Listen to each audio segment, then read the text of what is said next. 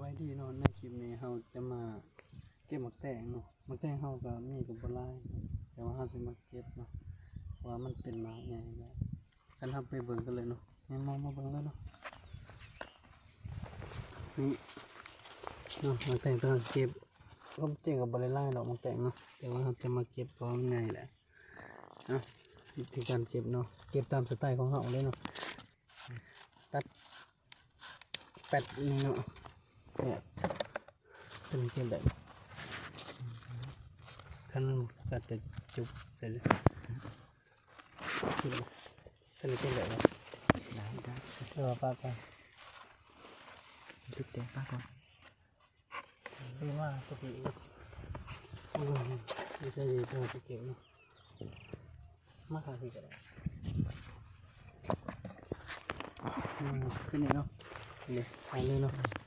เป็นยังไงดีเนาะถ้าเราจะเกี่ยวมาตัวใหญ่สุดเนาะตัดเนาะไปเจ้าเห็นเนาะ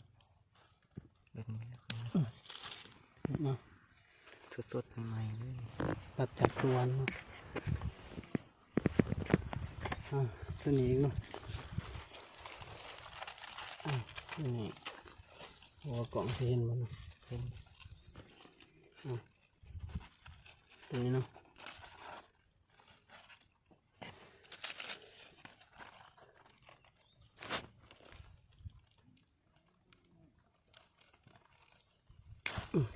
นี่เนาะเดี๋ยวสามมาเนาะสามมาเลยเอาอันนี้เนาะถึงช่องมาเลยถึงช่องมาที่ช่องมาเลยเนาะลองดูคือว่ามันใหญ่กันได้ทีนี่เนาะ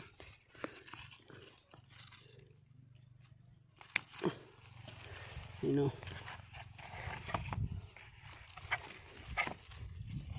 อันนี้เนาะมัน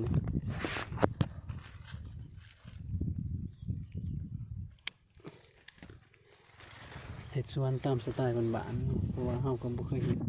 ว่าสันๆเฮาก็บ่เคยเห็ดสวนลองเห็ดเบิ่งว่ามันเป็นอยู่เนาะมาเลยตัวอันนี้ก็สิเอาเลยเนาะเพราะมันเบิ่งตัวมันแบบมันมืดน้ำมันจักได้เลยนะเนาะมาเพื่อนคิดว่าจะตัดกันมาต่อนี่เนาะ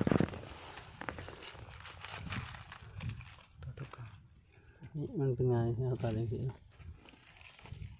นี่ได้แล้วตัวนี้เจ้าบุญทองเลยเนาะ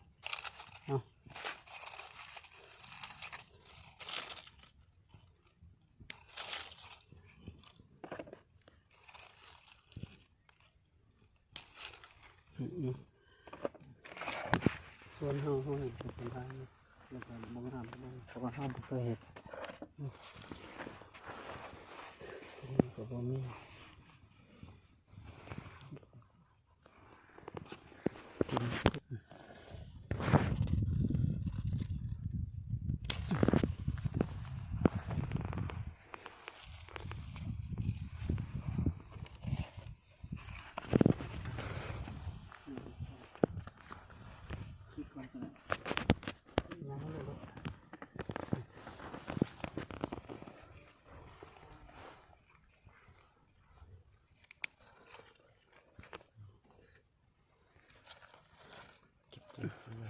ที่เก็บเลยนะ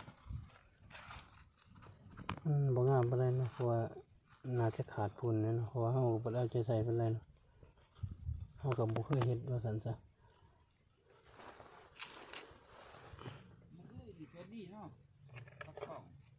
ไป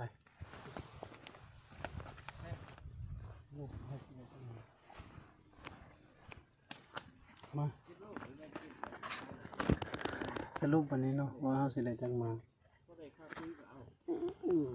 หนักเหมือนกันเนาะส่วนเฮาน้อยๆเนาะเฮาก็บ่เคยเฮ็ดเนาะเอาถ่ายเลย1 2 3 4 5 6 7 8 9 10 11 12 13 14 15มาเนาะ15มาอะไรก็ได้อยู่15มาเนาะ ขอจบคลิปเพียงเท่านี้เนาะใจแรกที่เขามารับชมพอกันในคลิปต่อไปเนาะ